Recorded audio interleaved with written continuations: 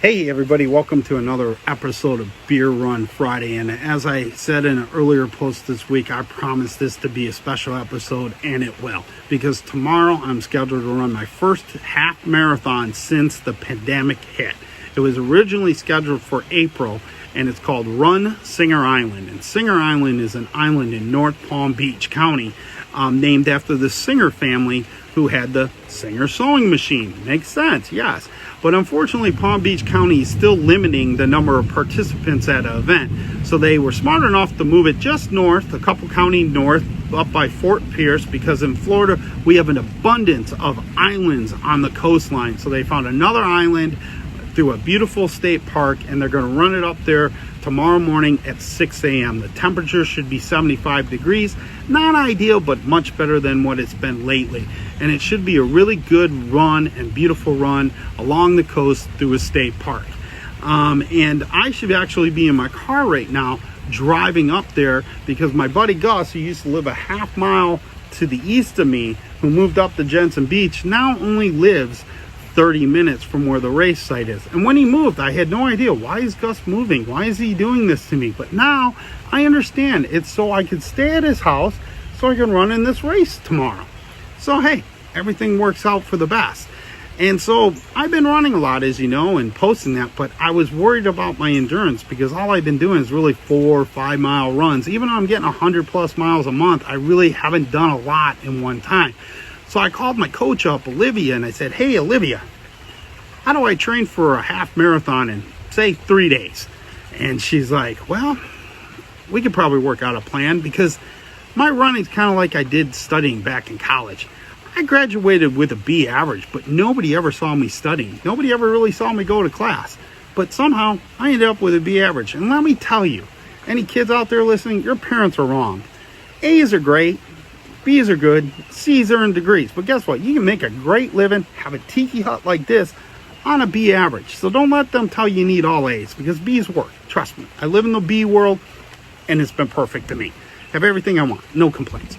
So anyway, so on Friday I ran 6 miles. That was good. Sunday I ran 8 miles. Felt really good. Tuesday this week I went out and I did a hard 5 miles. I was really happy with my result.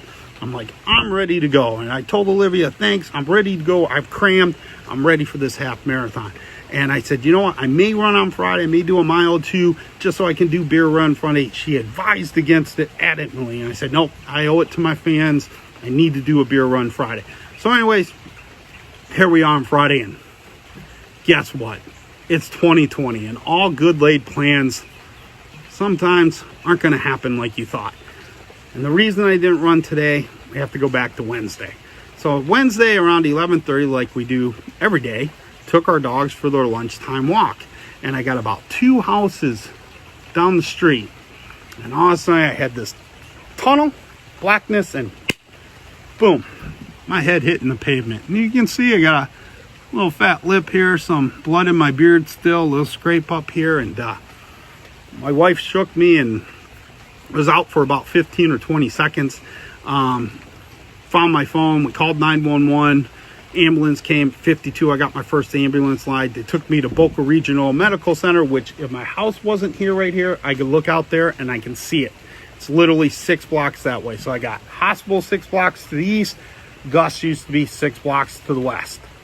Or I got that messed up. Hospital west, Gus east. But anyways, Gus is north now. Who really cares?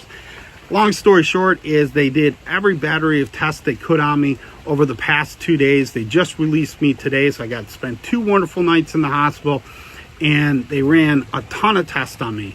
And guess what the result was? I am a perfectly healthy 52-year-old male. Nothing wrong with me.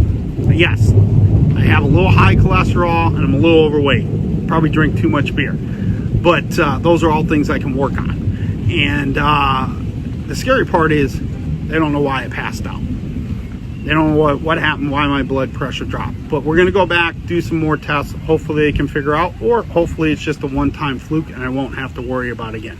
But my point of today's episode is that when I was looking out that window, I was thinking how grateful I am to be able to run. How grateful I am to be able 2 weeks ago to travel to Michigan and spend time with my mom and getting her house ready. How grateful I was that I got to run with Steve and Olivia and Dave and some other people up there and have dinner with them. How grateful I am that I got to go to Founders Brewery in Detroit, where I've always wanted to go and kick back and think, God, this is an awesome place where you could just sit down and have a beer with somebody very special to you and your good friends and just talk about life and enjoy that.